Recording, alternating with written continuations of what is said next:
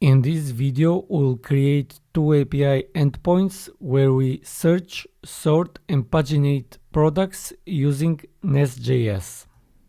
Before we build the app, I would like to remind you that this video can be combined with other videos. So if you want to use Nest with any of these frontend frameworks or with MySQL or MongoDB, I provided some links in the description of this video. If you don't want to combine them, don't worry, the videos are independent of each other. Also, make sure to check scalablescripts.com. Now let's build the app. Now let's create the project. Make sure first to install the Nest CLI. If you did, run nest new. Now we need the project name. I'll call it Nest Search. And I will add a flag skip git because this will color our files. I will select npm here, and now let's wait till it's completed. And now the project is created. I will open it with my IDE. I'm using PHP Storm here, and we need to run the project running npm run start dev.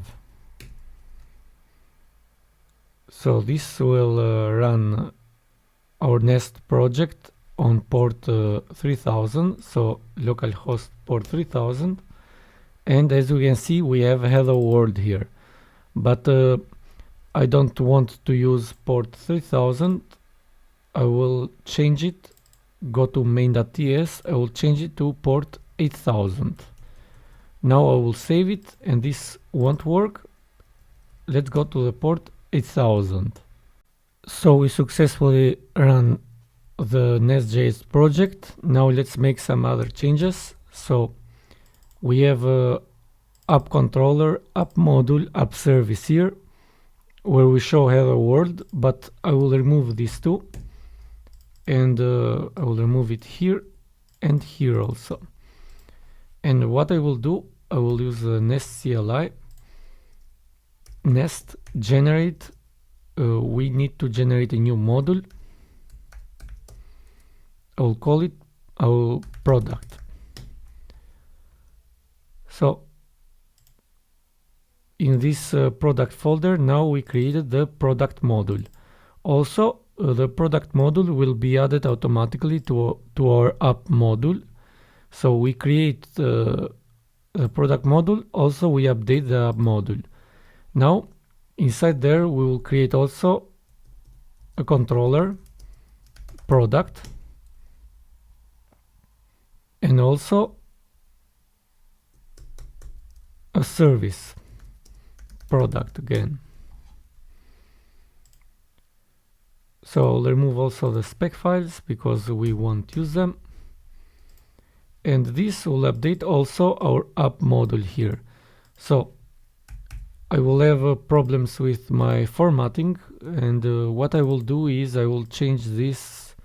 I will remove this extents in the ESLint configuration, but if you want to keep them, you can keep them. This is just a preference for the styles, so I'll use it like this. And inside this product folder we need also to create the product entity. So I'll create a TypeScript file, product entity,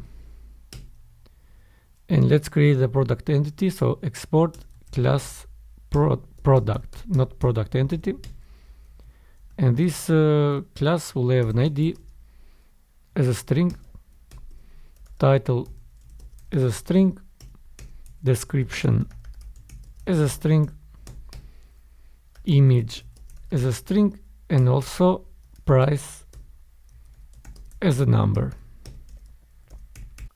So now let's connect with the database. So we will use MongoDB in this example. So go to the NestJS documentation to techniques Mongo, and here we need to install this package. So let's install that package now, and we need to import our Mongoose module like this.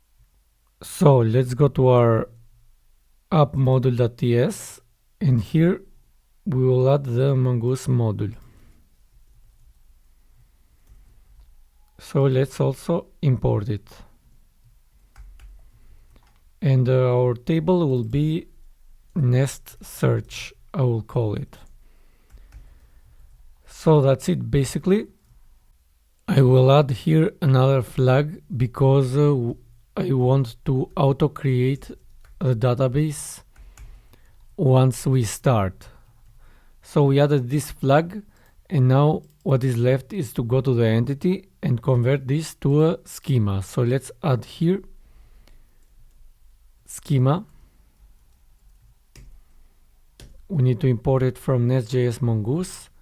And for the other fields now, actually we don't need the ID as a string here because it will automatically add the ID. All of these are prop. So I'll copy this, paste it to every property, and we created our schema. So let's go back here.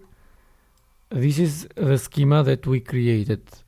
Now we need a document and to export the schema. So I'll copy this, paste it here.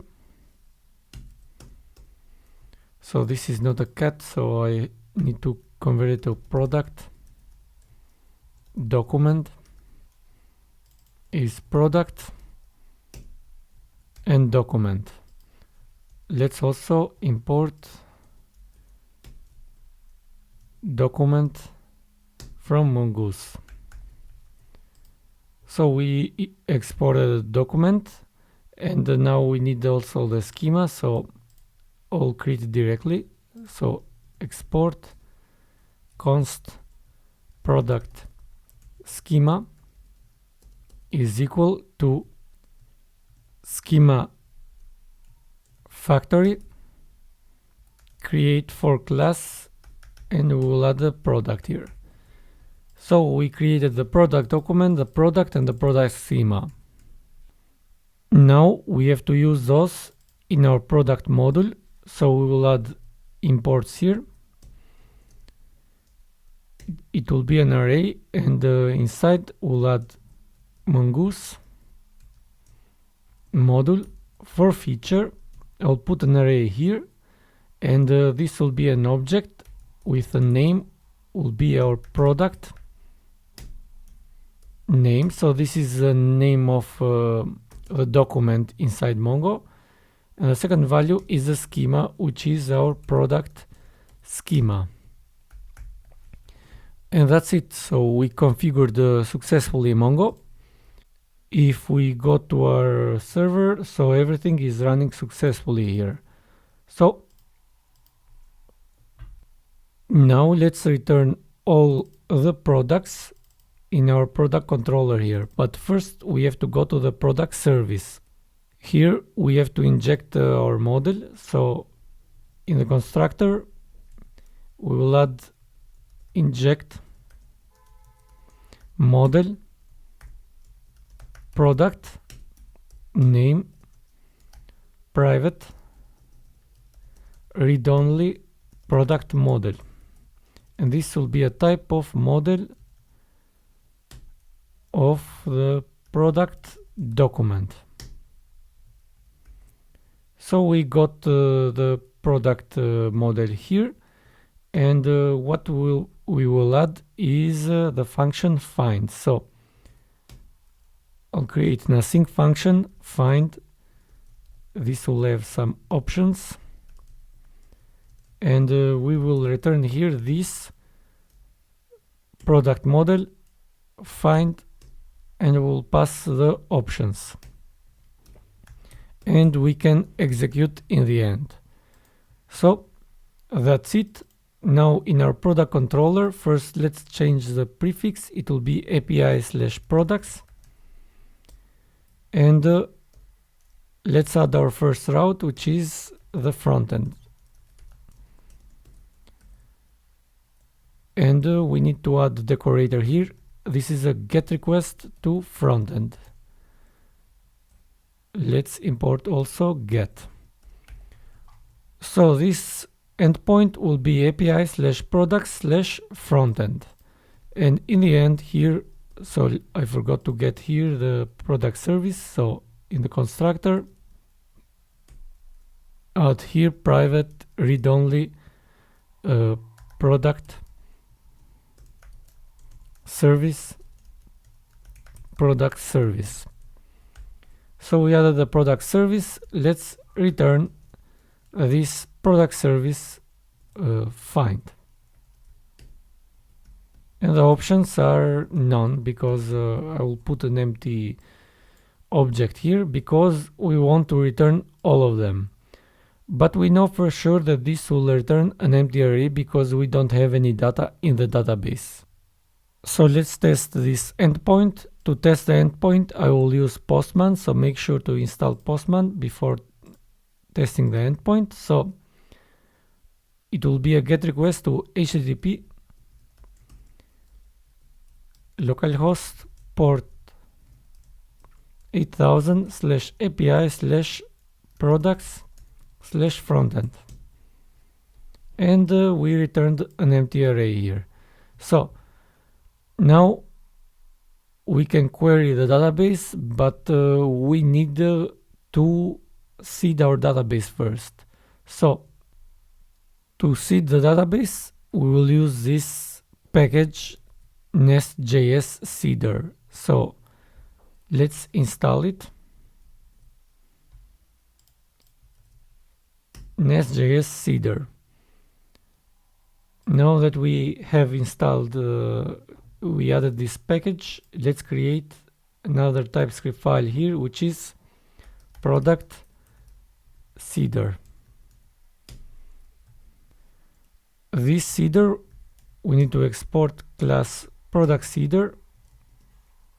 We need to implement an interface, so implements seeder from NestJS Seeder.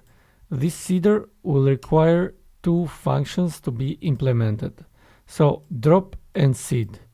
To drop, so we have to connect with the database to use this. So in our product service, I will inject the same thing there also. So I'll paste it here. And we injected the product model here. Now let's remove all the values in the product model, and to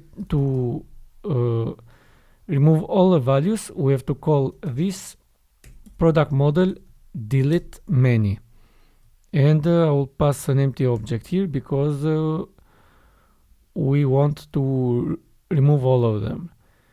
But now we are having an error, so I'll cast it as any because not sure why it is having that error. Now let's go to the seed part, and here we need to create 50 products. So I'll create a variable products, which is equal to data factory. We need to import it from NestJS Seeder. Create for class product here, and we want to generate 50 products. So we generated 50 products, but we didn't include them in the database. So to do that, we have to return this product model, insert many, and we'll pass the products here. So with this, we will insert many products. Not sure again why we are having these problems, but I will cast this as any. So we added the seeder now. We need also another file, which I'll call it seeder.ts. Here we will call a function seeder. We need to import it from NestJS Seeder, and we will add an object inside where we can run our product seeder here. So we have to call the options here. What I will explain later what are the options. So this is the connection of Mongo. So we need to copy and paste it again here inside. So I will add imports and I will paste this also. I will remove auto create truth because this is just for seeding. We don't create anything here. Also in our product module, we need to copy this and paste it here. So these imports make sure that we connect with the database, and in the end we run our product seeder here. So everything is ready. Now let's go to our package.json and we will add a command which is seed, and this will be ts node src product seeder.ts. So this is the command, and now let's seed the database. So run npm run seed, and this should seed our database, so everything is successful. Now let's go back, open Postman and send the request again. As we can see, we created some products, but we have made a mistake because we don't have any title or anything yet. So what I will do is I will add first another command here, which is seed refresh. So this will, I will add the flag here, refresh. This will drop the values from our database, and this will add new values. So before I run this command, I forgot to add here in the schema other decorators. So here we need to add the factory. So we need to install also another package which is faker, and types faker. So this factory will get faker and will return some fake data. So if you want to know how to use the faker library, go to github.com marak faker.js, and here you can see how you can use this faker library. And now in the title here we'll use faker, and this will return faker lorem words to 2. So this will return 2 words. I'll copy this and add it here again, and now in the description we'll return 10 words. Let's paste it in the image, and now here we'll change it to image URL. So we added also the image, and for the last one here we don't actually need faker, so I will call random int from crypto. So we need to import this function from crypto, and we need a number between 10 and 100. So we added this, and now we can run again the command, but this time we'll add refresh, and this will drop our previous data. As we can see, we don't have any more items that don't have this price, image, description and title, because they were removed, and we created more items. So we successfully seeded the database, and now let's go to our product controller and let's add the other endpoint, which is the backend. So this is the backend,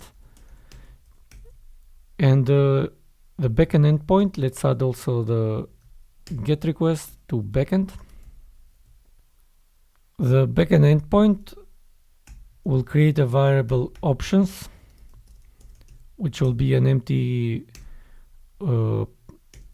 object, and here for the moment I will get the data, which is equal to this product service find, and we'll pass the options, and I will return them. So that's it for the moment. So this will work the same as the product's frontend, backend. So it is returning the same data. Now let's add a search for this backend. So we'll add the variable here s is equal to something, or we can put it here in the params, and we want to filter the products. So let's do that. So first let's add request here like this. Request is a type of request, and this request is from Express, so we need to import here request from Express. So we got the request, and to filter we have to make a question here. If request query.s, which is the search parameter, is set, then we have to change the options. So the options are equal to we need to add an OR condition here, and we need to filter them by the title. The title should contain this string, and to do that in Mongo we have to use regular expression. So the title will be equal to new regular expression request.query.s. we need to convert it to string, otherwise it doesn't accept it, and we will add the flag I here, so we don't have any problems with uppercase, lowercase. So what is the problem right now? So I added one extra. So this is the title, and we also need to add an OR condition for the description. So like this, if we send this request, we'll get fewer items. So I will search with this word, and as you can see, we got 3 items here. So the filtering works. We search also by the title and also by the description. And now let's add the other filter, which is the sorting. So I will add the same condition, if request query sort, and this time we will make a change now. So I will move this data here. Actually, I will call it query,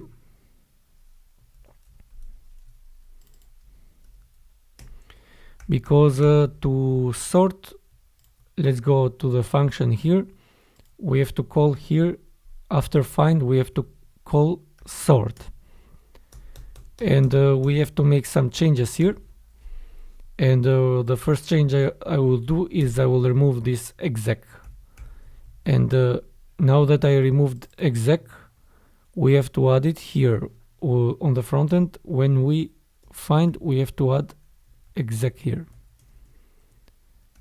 like this. Now he's complaining because we need to change this find function to not asynchronous, and now it will work. And in the end, we need to exec also here when we return the result. So this won't change anything. So for the backend, everything will work the same. Now in the sort, we can call a query, and we can sort here. So to sort, we have to put an object here, and we want to sort by the price. The value of the price will be request.query.sort. So we will send ascending or descending, and we will sort it based on that value. So let's do it. So we have the search here. Let's add also a sort, ascending. As you can see now, the price is 58, 79, 81. So the sort is working. If we remove the search here, the price is 12, 13, 19, etc. So we are sorting all items. So the sorting also works. And the last change is the pagination. So to do the pagination, we have to get the page as a number from request query page or 1, because by default, if the page is not set, we need to get the first page. So I will convert this to parse int, and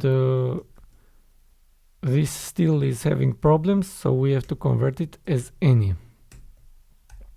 So like this, we got the page as a number. The second variable that we will create is, I'll create a variable limit, which is 9. So we want 9 items per page. So to get these items, now I'll create a variable data, which is equal to await query. I'll call here skip. So the skip is the offset, basically. So where we start, when the page is equal to 1, the offset is page minus 1 times the limit. And we have to add also the limit to the limit. In the end, we'll execute. And let's return the data like this. So let me explain what I did here. So we skip, so by default, the page is 1 and we start from 0. And we have 9 items here, so the limit is 9. So we return the first 9 items if the page is equal to 1. So if I send the request as it is now, we'll get 9 items. So we can see there are less items here. And if I send the page to 2, we can see that the price is 40 here. If we send the request, the products change. So we move to the next items because we skipped page is equal to 2 in this case. 1 times 9, it means that we start from the 9th product and we get 9 more items. So the second page. So this is how pagination works. Still, we need some extra variables. One is the total, which is equal to await this product service. Actually, we don't have a function for it, so I'll add here count. We need also options here. Return this product model count. We'll pass the options and we will execute. So this is the count that we want. And here we'll call count and we'll pass the options that we got here. With this, we get also the total of the items, which we will return it here, total. We need to return the page also. And the last change is the last page, which this is also important. The last page, we have to calculate it ourselves. So this is a math function, ceil total divided by the limit. With this, now we can control everything. So let's send a request. As we can see, we have a total of 50 products. We are at the second page and the last page is 6. So this is how it works. Also, if we search and we sort, we can see that we have a total of 3 items and we are at the page 2 last page is 1, so we have to change it to page 1 here.